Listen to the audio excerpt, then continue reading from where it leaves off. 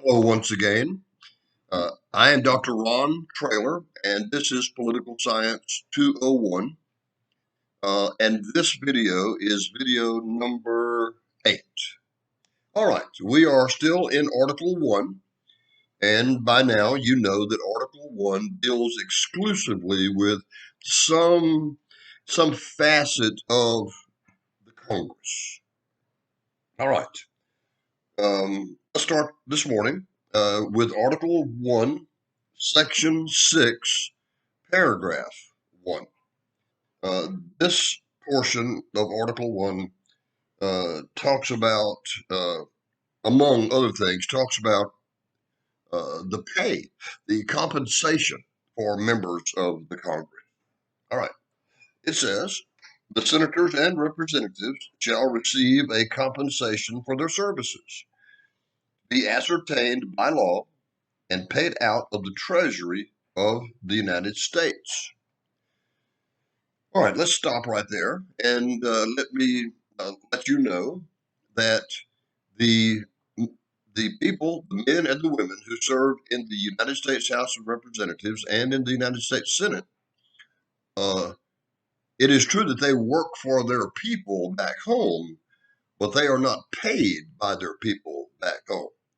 The state that they represent does not pay them. They are paid uh, by their check comes out of the Treasury of the United States of America. And the amount of that pay, which has changed over the years, the amount of that pay is determined by them. That's the kind of job I want. I want to be able to decide how much money I'm going to pay me. Um, but seriously, there is a philosophy that is involved in this whole idea of them paying themselves. We say that the Congress, one of the powers, one of the major powers of the Congress is the power of the purse. I don't mean literally they carry a purse around, but historically, back in those days, um, men didn't have wallets like we have today, right? They had a bag, a small bag with a drawstring, and they carried that bag around their waist or in their pocket, and in that bag was their money, and it was called a purse. So the Congress has the power of the purse. Only the Congress can spend money or give permission for other parts of the government to spend money. And we'll talk about that when we get to it. But um, not only can they pay for other things, they pay their own salary. All right, the senators and representatives shall receive a compensation money for their services to be ascertained, to be determined, to be decided by law and paid out of the Treasury of the United States. Now, Article 1, Section 6, Paragraph 1 continues by saying, they, the Congress, they shall in all cases except treason, felony, and breach of the peace be privileged from arrest during their attendance at the session of their respective houses, and in going to and returning from the same, and for any speech or debate in either house, in either chamber, they shall not be questioned in any other place. Rather confusing sounding language, but once again, not nearly as confusing as it sounds. With the exception of treason, which is defined later in the Constitution, and we will talk about what the definition of treason is.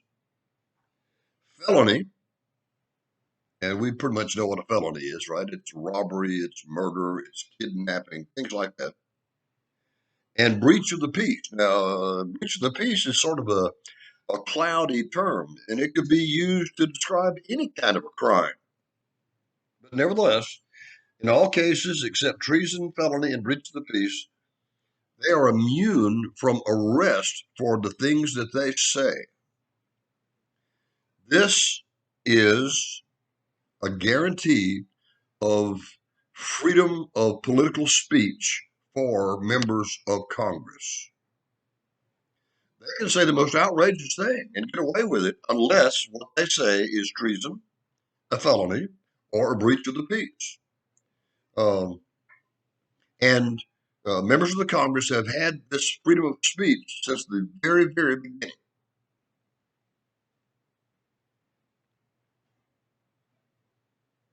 Article 1, Section 6, Paragraph 2 says, no senator or representative shall, during the time for which he was elected, in other words, his term of office, be appointed to any civil office under the authority of the United States, which shall have been created,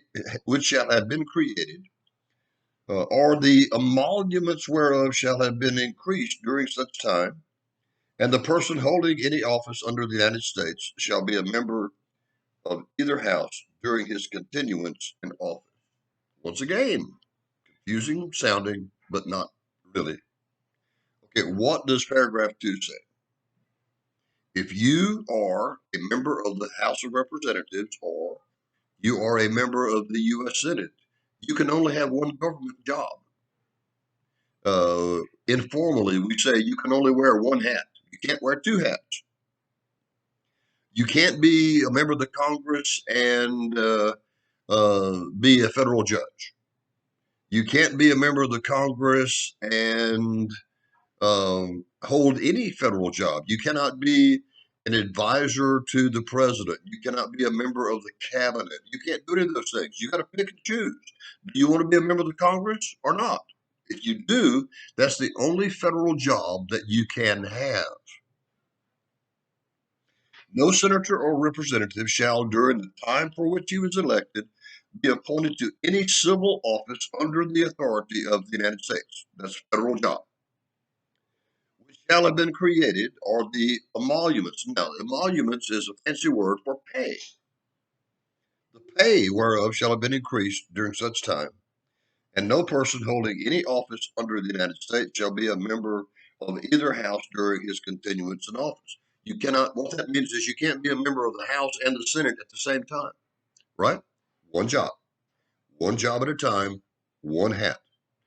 Now, what happens if you have some type of a federal job and you decide to run for the Senate and you're elected? Well, it's very simple. You got to resign from the old job.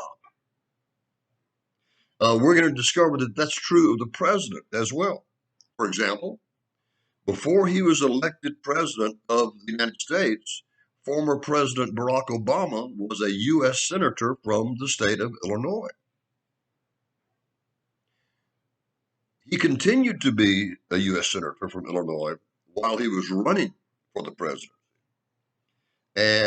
But before he could constitutionally take the oath of office as president, he had to resign from the U.S. Senate. Okay, one job at a time. Thank you so much.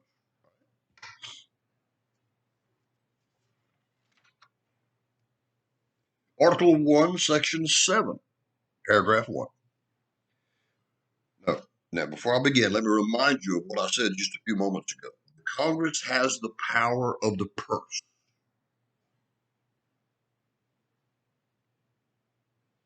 No, I'm sorry. I'm getting ahead of myself. Okay. Section 7 talks about the process of creating a law. Okay, we'll get to the power of the purse later. All bills for raising revenue shall originate in the House of Representatives, but the Senate may propose or concur with amendments as on other bills. The framers of the Constitution felt that the part of the government that was the closest to the people was the House of Representatives.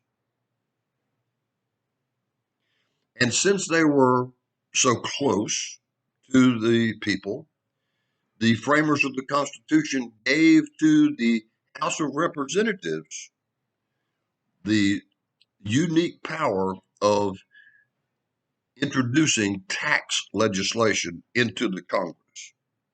All bills for raising revenue. Raising revenue, that's a tax, right? That's tax. So, um, any bills that have as its purpose, that has as its aim, raising money, must begin with the House of Representatives. Now, that doesn't mean that the Senate doesn't get to participate. Once the House of Representatives introduces the bill, the Senate then has an opportunity to change the bill or amend the bill or kill the bill. But every, without exception, every bill whose purpose it is to raise revenue, in other words, a tax, must begin in the House of Representatives. Section 7 continues in paragraph 2. Every bill, okay, now every, that's pretty clear. Not just some, not just most, but every bill which shall have passed the House of Representatives and the Senate shall, before it become a law, be presented to the President of the United States. Okay, let's stop right there.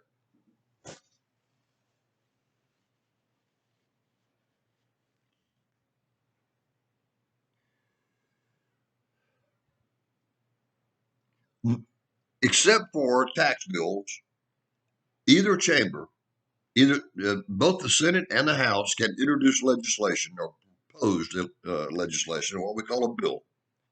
Um, Either or both of them can introduce the bill into the Congress. It's only a tax bill that the House of Representatives must introduce. But a bill is introduced into the Congress. It's debated, right? Let's for the purpose of example here, let's say that in this case it was the Senate that introduced a bill. So the Senate will debate the content of that bill, and they have a lot of choices here. They have a lot of options. They can change the bill. They can redo the wording however they choose to. Uh, and then once all the debate and all the changes are complete, then the Senate will vote on the bill. Now, there are two things that can happen here fundamentally.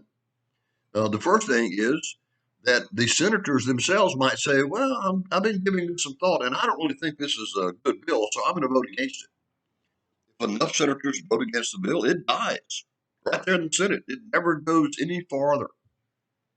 But if the Senate likes the bill, they will vote on it, they will pass it. Now, that doesn't mean that the bill is now a law. That just means that the bill uh, has jumped over this first hurdle because the bill will now be sent to the House of Representatives. Now, the House of Representatives will debate the bill. They can change it, they can alter it, they can amend it however they choose. And when they're finished with all of the debate and everything, then they will vote on it. And they also have the authority to either to do one of two things. They can kill the bill if they discover they don't like it, or they can approve it. Now, here's where it gets rather confusing for some of my students. If the House, remember the Senate, in my example, the bill was introduced into the Senate, and the Senate has approved this bill, and they have sent it to the House of Representatives. What happens if the House of Representatives changes the bill? I mean, just some itsy bitsy change. You know, they change a period to a comma. It doesn't even have to be a word. If they change it in any way, it has to go back to the Senate. And the Senate has to approve whatever the change is. In other words, the House of Representatives and the United States Senate have to agree exactly on the bill before it leaves the Congress and goes to the president's desk. But let's assume that both chambers, both the House and the Senate, have agreed on this bill, the wording and the punctuation. Right? All right. It goes to the president. Every bill which shall have passed the House of Representatives and the Senate, and that's what has just happened in our scenario, shall, before it become a law, be presented to the President of the United States. It goes to the White House, it goes to the Oval Office, and the President now is reading this proposed bill. If he approve, he shall sign it. Now, that's the simplest thing. If the President likes the bill, all he has to do is sign it, and it becomes a law. Just that simple. But what happens if he doesn't like it? If he approves, he shall sign it. But if not, if he doesn't like it, he shall return it with his objections to the House, to the chamber in which it shall have originated. All right. So in this scenario, this bill has made it out of the House, it's made it out of the Senate, it's been sent to the president, and the president doesn't like it, and so he vetoes it. Now, it just doesn't die here, though.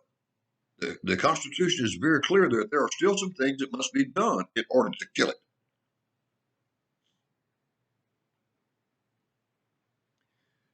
The president has a constitutional responsibility if he vetoes this bill.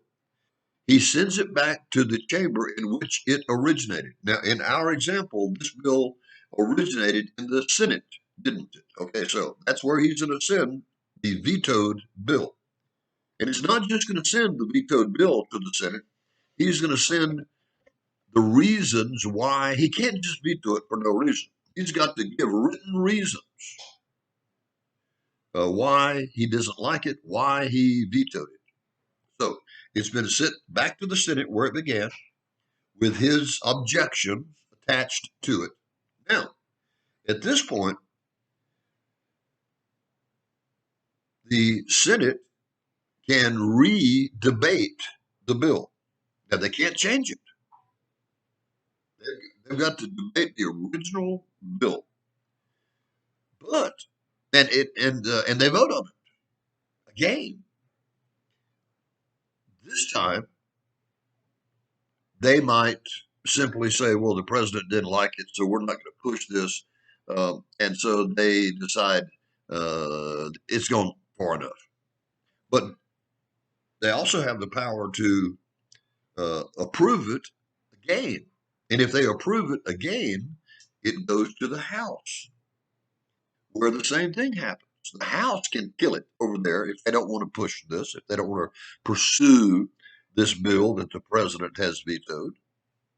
But if they still like the bill, they can vote on it again. And if they vote on it again, they can approve it.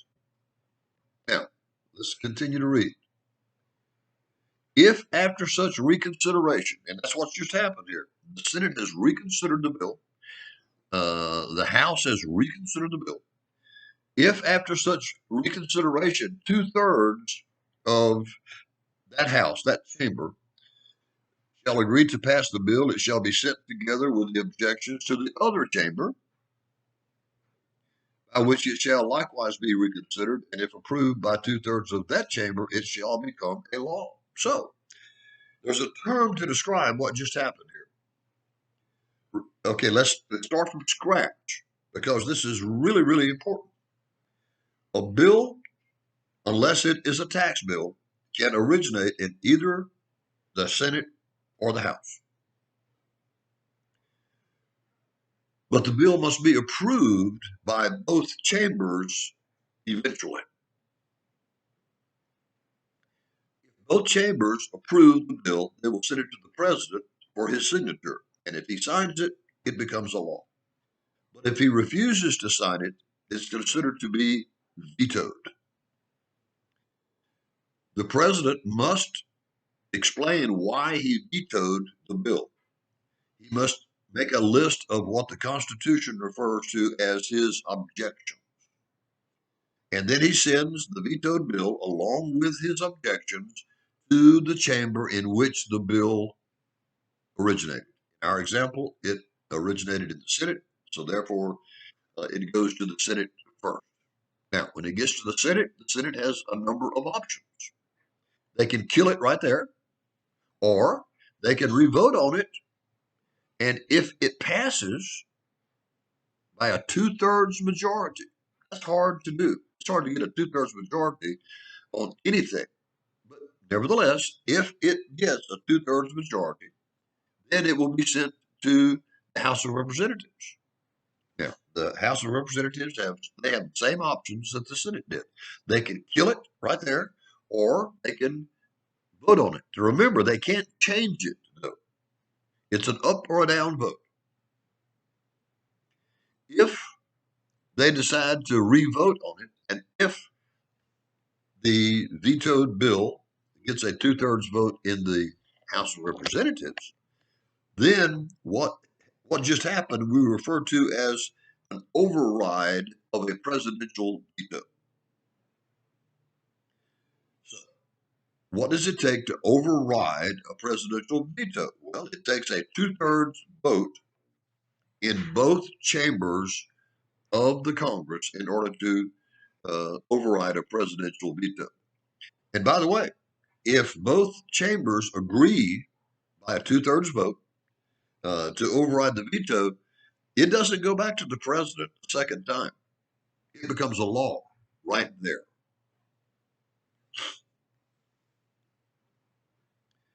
But in all cases, all such cases, the votes of both chambers shall be determined by yeas and nays. And the names of the persons voting for and against the bill shall be entered on the journal of each chamber respectively. Now, we mentioned, I think it was in the previous lecture, that today all the voting is electronic. So you automatically know who you automatically know the name of the person who voted for or against the bill, and it's tallied automatically. But that didn't exist back in 1787 when the Constitution was written. So when it comes to veto votes, to override a presidential veto votes, the Constitution is very clear. Uh, the votes of both chambers shall be determined by the yeas and the nays. In other words, a record. Each person will be asked to stand up and vote yes or no. So there'll be no doubt about how people voted. Determined by yeas and nays, and the names of the persons voting for and against the bill shall be entered into the journal of each chamber respectively. And of course, we know that that journal is called the Congressional Record. If any bill, okay, now this gets a little confusing. If any bill shall not be returned by the President within 10 days, Sundays excepted, after it shall have been presented to him, the same shall be a law, in like manner as if he had signed it, unless the Congress by their adjournment prevent its return, in which case it shall not be. This is a case where politics begins to enter into the law-making process. Let's assume that the president is a Democrat. But let's also assume that the there is a Republican majority in the House and in the Senate. So in this example, the Republican House and the Republican Senate have created a bill, and they have sent that bill to the president for him to either approve it by signing it or by vetoing it. Now, quite often, if the president is from a different party than the majority in the House and in the Senate, the president probably will uh, vote against the bill because politics plays such a huge role in Washington. But what happens if the president who's a Democrat, looks at this bill that's created by the Republicans, and he really likes it. He thinks it's a good bill. He doesn't want to veto it because he thinks it's good for the American people and it's good for the country. So how can he approve the bill without getting in trouble with his party who is against the bill? Well, this is the method that can be used. The Congress sends the president the bill that they have approved, and it's on his desk. Okay, it's on his desk. He knows it's on his desk. How do you not know? It's on his desk, but the president does nothing. Remember, he secretly likes the bill. What he would really like to do is sign the bill. He knows it's going to get him in trouble with his political party. So what he does nothing. If there are more than 10 days left in the congressional session, not counting Sundays. Now, they didn't count Sundays back then because Sundays was a holy day. It was a day of rest. You didn't work on Sundays. So if there were 10 days remaining in the session, not counting Sundays, and he ignored that bill sitting on his desk, on the 11th day, guess what happens? That bill becomes a law, just as if he had signed it. Now, this sounds sort of silly, but this gives the president an opportunity to do things that he thinks is right for the country, things that his party might disagree with. And so, on the 11th day, it becomes a law. And if anybody wants to criticize him, he'll say, wait a minute, there was a bill on my desk for 10 days? Oh, I didn't know that. If I had known it, I would have vetoed it, right? This is a way that a president can sort of do, to use a sports analogy, a president can sort of do an end run around his own party to make a law, put a law into effect that is good for the country, in his opinion. Now, in order for that to work, there has to be 10 days, not counting Sundays, still left in the congressional session. So what happens if there are fewer than 10 days? All right.